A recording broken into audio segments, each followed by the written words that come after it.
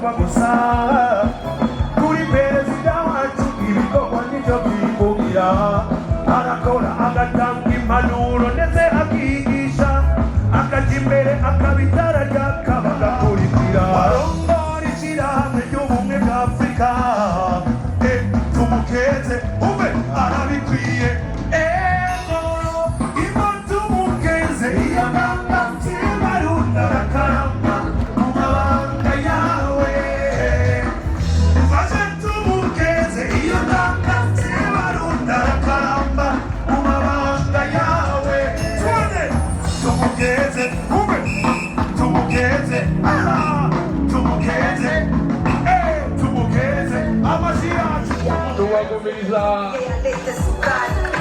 mwanamke sotu vipodozi na vibita vya kichokozi sikizi mwanaume anapenda mwanamke ajitume na chapelana vikundi vya kusaidiana vikoba vyetu ushindi tunakopeshana kubwa kwenye uongozi tumepata mtete amashi kuri kiru kuno gahinga kanyaga nande kandi muri otatakwera Navyumva mu migani n'ibitito yuko kera ibikoko byavuga maze nkadore